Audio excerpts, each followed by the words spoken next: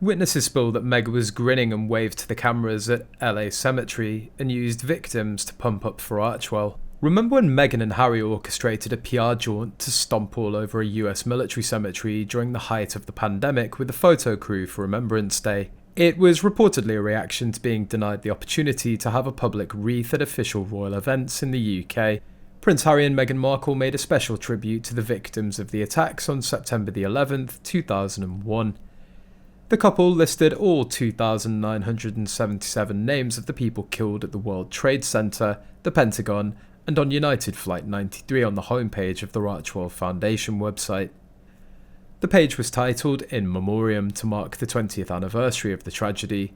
For those old enough, think back to the undiluted horror of that day. The planes hitting the towers, the fire, those poor souls jumping to their deaths. The towers suddenly collapsing. The other planes and those brave souls inside.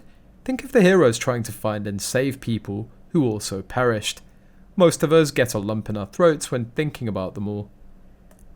When thinking about the 20th anniversary of 9/11, Meghan, instead of a private prayer, imagined a way to insert herself into the tragedy by grabbing the first and last name of all the victims who died and plastered their names into Meghan's commercial website, to publicise how pious Meghan was and draw attention and publicity to how she remembers them.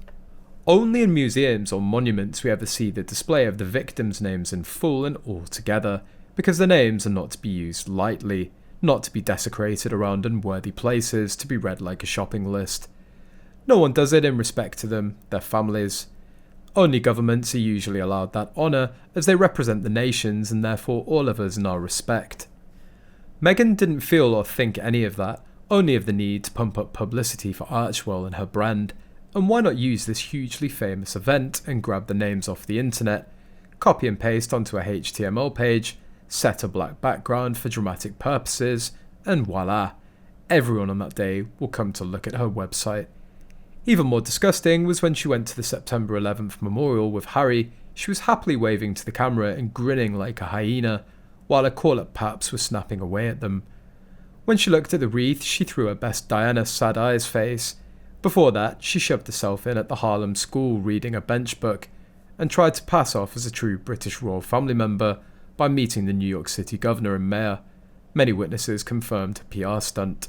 Not only that, but proceeded to, the very next day, she went to a charity event for wounded soldiers and make it completely about her. There was very little regard or acknowledgement of the soldiers or the major sacrifices that they made, and she even had the audacity to march in a parade.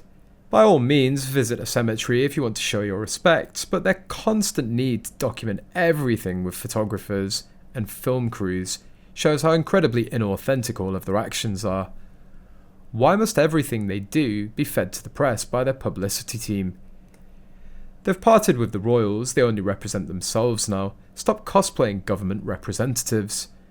Remembrance Day is observed by Commonwealth countries to memorialise those who died in battle. Piers Morgan criticised the Harkles, saying that it's just outrageous treating Remembrance Sunday like a PR opportunity and trying to steal headlines from the real royals doing their duty back home.